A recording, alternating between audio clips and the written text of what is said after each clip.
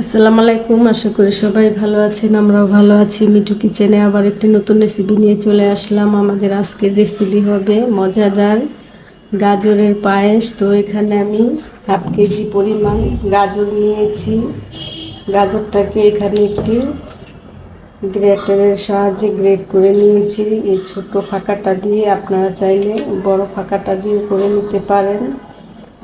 আর এই পায়েসটা করার জন্য আমাদের কি কি লাগবে দেখিয়ে দিয়ে এখানে নিয়েছি 2 কাপ চিনি, 1/4 কাপ নিয়েছি তরল দুধ, জাল করে ঘন করে নিয়েছি। আর নিয়েছি এখানে আমাদের লাগছে ঘি, আর লাগছে আমাদের এখানে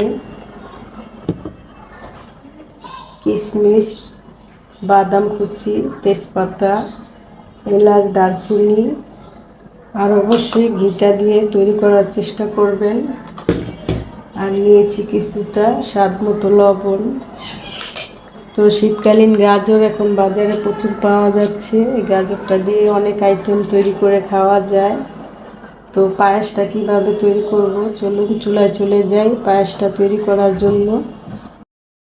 গাজরের পায়েসটা তৈরি করার জন্য চুলায় চলে আসলাম। এখন দিয়ে দিব ঘি। তো এই পায়েসটা তৈরি করার জন্য ঘি লাগবে। তেল দিলে কিন্তু ফ্লেভারটা ভালো আসবে না। তো ঘিটা গলে গেলে আমরা দিয়ে দিব এখানে বাদাম কুচি আর এলাচ, দারচিনি, তেজপাতা। এখন আমরা হালকা একটু ভেজে নিব। এই ঘি দিয়ে আমরা ভেজে তারপরে গাজরটা দিয়ে দিব। তো আমাদের কিশমিশ, বাদাম আমরা ভেজে নিলাম। এই পর্যায়ে এখন দিয়ে দিব গাজর। আমরা যে গাজরটা কুচি করে রেখেছি গাজরটা দিয়ে দিব।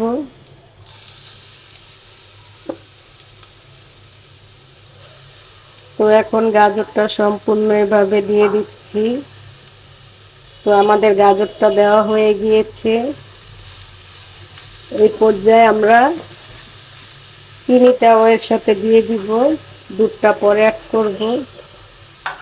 আপনারা যদি মিষ্টি বেশি খান বেশি দিবেন। তো আমার গাজর যেহেতু কম, এতেই হয়ে যাবে। তো গাজরটা দেওয়ার পরে কিন্তু চিনির সাথে মিক্স হয়ে গিয়েছে, দেখতেই পাচ্ছেন। তো আমি এখন গাজরটাকে একটু নাড়াচাড়া দিয়ে নিলাম। গাজরটা সিদ্ধ করার জন্য একটু সামান্য লবণ লাগবে। আর মিষ্টির ভিতরে যদি একটু লবণ দেওয়া যায় মিষ্টির ফ্লেভারটা আরও বেড়ে যায়। তো আমি সামান্য একটু লবণ দিয়ে দিলাম। এখন গাজরটা কিন্তু পুরোটাই নরম হয়ে যাবে।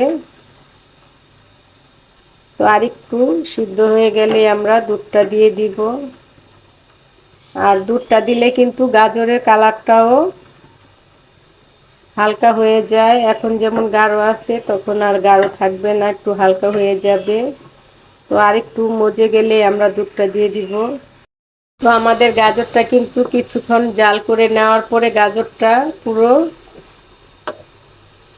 গাজরটাই কিন্তু মিশে গিয়েছে, দেখতেই পাচ্ছেন। আমাদের গাজরটা কিন্তু সিদ্ধ হয়ে গিয়েছে।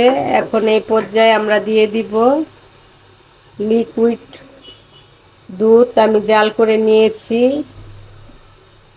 জাল করে ঘন করে নিয়েছি। আপনারা চাইলে গুঁড়ো দুধও গরম পানি দিয়ে মিক্স করে দিয়ে দিতে পারেন। তো এখন এই দুধ দিয়ে আমি পায়েসটাকে একটু জাল করে নিব। জাল করলে কিন্তু এই যে দুধের কালারে কিন্তু আমাদের গাজরের কালারটা এখন আর আগের মতো থাকবে না। দুধের জন্য কালারটা একটু অন্যরকম হয়ে যায়। তো দুধটা দিয়ে এখন আমরা ভালো করে গাজরটাকে রান্না করে নিব প্রায় 5 মিনিটের মতো। তো আমরা যে আগে দুধটা দিয়ে জাল দিয়েছি, তো আমাদের দুধটা কিন্তু শুকিয়ে নিয়েছি। এখন দেখতে পাচ্ছেন আমাদের গাজরটাও কিন্তু শুকিয়ে গিয়েছে, যেহেতু এটা গাজরের সেমাই। এখন আমি জাল করে রাখা আরও 1 কাপ দুধ দিয়ে দিচ্ছি। এখন আমরা দুধটা দিয়ে লাড়াচাড়া দিয়ে কিন্তু নামিয়ে নিব, কারণ আমাদের এখানে আমরা এর আগে হাফ কেজি দুধ দিয়েছি, এখন আবার ঘন করে দুধ জাল করে দিয়েছি। তো একটু জাল হলে আমরা নামিয়ে আপনাদেরকে পরিবেশন করে দেখাবো। তৈরি হয়ে গেল আমাদের সুস্বাদু গাজরের পায়েস। এখন আমরা আপনাদেরকে পরিবেশন করে দেখাবো। তো আমাদের গাজরের পায়েসটা কিন্তু হয়ে গিয়েছে। তো এটা রান্না করা খুবই সোজা। তো আমার এখানে মোট 1 কেজি দুধ লেগেছে হাফ কেজি গাজরের জন্য। পরিমাণটাও বলে দিলাম। চুলা থেকে নামিয়ে একটি পিরিজে তুলে নিয়েছি আমাদের গাজরের পায়েসটা। দেখতেই পাচ্ছেন কতটা পারফেক্ট লোভনীয় হয়েছে। তো এটা যে দেখতে যতটা সুন্দর, খেতেও অতটাই মজা।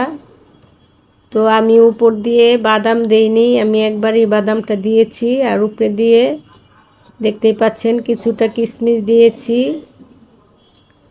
তো আপনারা এই শীতকালীন গাজর দিয়ে এরকমভাবে গাজরের পায়েস বানিয়ে খেয়ে দেখবেন। পায়েস বা সেমাই যেটাই বলেন, এটা খেতে কিন্তু খুবই সুস্বাদু হয়। তো আমাদের এই রেসিপিটা যদি ভালো লেগে থাকে অবশ্যই লাইক, শেয়ার, সাবস্ক্রাইব, কমেন্ট করতে ভুলবেন না পরবর্তী ভিডিও পাওয়ার জন্য। তো ভালো থাকবেন, সুস্থ থাকবেন, আমাদের চ্যানেলের সাথেই থাকবেন। আল্লাহ হাফেজ।